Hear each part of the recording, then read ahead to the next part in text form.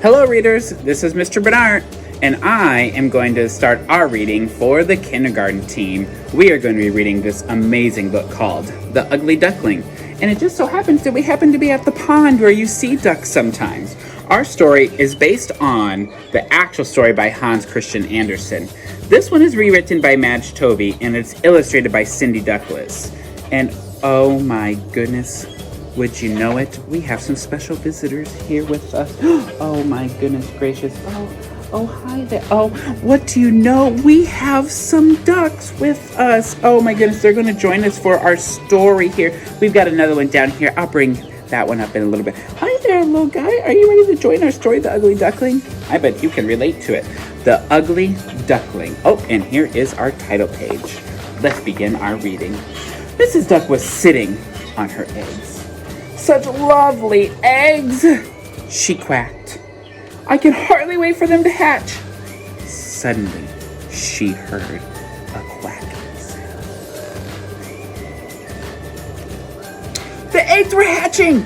5 fuzzy yellow ducklings tumbled out of their shells. Hop, hop, hop, beep, beep, beep. I bet you know how to beep, don't you? Mrs. Duck beamed with happiness. Oh my goodness, these ducks in this picture kind of look like my little duck here. But what's this? She quacked. There's one egg left. A great big one. And it started to hatch. The great big egg cracked open. Out tumbled the biggest duckling Mrs. Duck had ever seen. Hop, hop, hop, peep, peep, peep. He was all gray with huge feet and a long neck. That very day, Mrs. Duck marched her new family to the pond. Look, smart ducklings, she quacked. Feathers straight, beaks up, and feet turned out. Stay in line and follow me.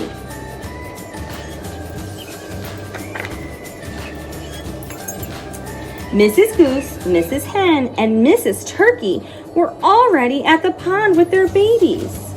What a grand family of little ducklings, they called to Mrs. Duck. Then they saw the last duckling. What a long neck! Honked Mrs. Goose. What big feet! Cackled Mrs. Hen. What happened to his feathers? Gobbled Mrs. Turkey.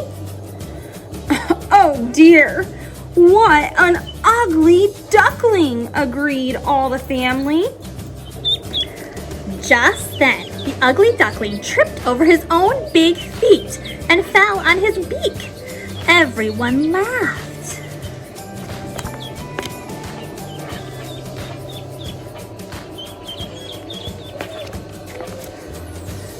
Poor ugly duckling, he hid his head under his wing.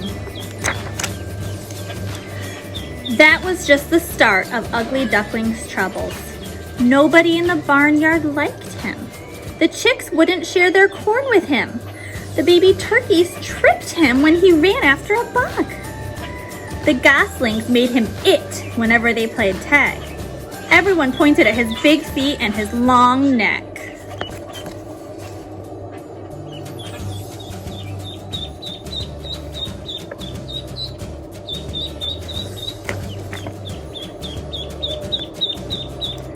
Ugly Duckling spent most of his time paddling in the pond by himself. He sighed when he looked at his reflection in the water. What's wrong with me? He asked himself. Why doesn't anybody want to be my friend? Oh, poor Ugly Duckling. Ugly Duckling spent most of his time paddling in the pond by himself.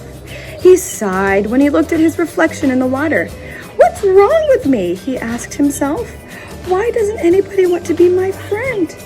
One day, a flock of birds with elegant wings, snowy white feathers, and long necks flew over the pond. Ugly Duckling had never seen anything so beautiful.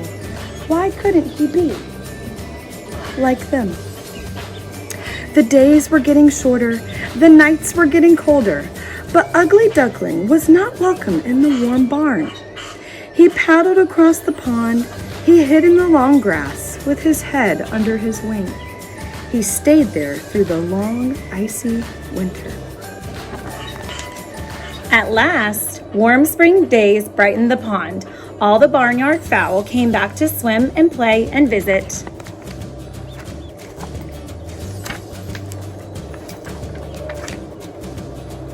Ugly Duckling had grown much larger. He stretched his long neck and glided into the water. Suddenly, he looked up. There were elegant white birds he had seen last summer. They were swimming right toward him. "Oh no," sighed Ugly Duckling. "These beautiful birds have come to laugh at me." But the birds didn't laugh at Ugly Duckling. They swam all around him, making friendly sounds and stroking him with their beaks. He looked at their snowy white feathers. He looked at their long, graceful necks. Then he looked at his own reflection in the pond. He had a snowy white feathers. He had a long, graceful neck. He was no longer an ugly, awkward duckling. He was a beautiful swan. The ducks and chickens and turkeys stared at the new swan. "He's the greatest swan I've ever seen," clucked a chicken. "Look at his lovely white feathers," gobbled a turkey. "What an elegant neck," quacked one of the ducks. "I wonder where that swan came from." The swan swam and played with his new friends. He was beautiful now, but he would never forget how it felt to be an ugly duckling. And he would always remember that plain feathers can hide a noble heart. The end. Thanks for reading with us, friends.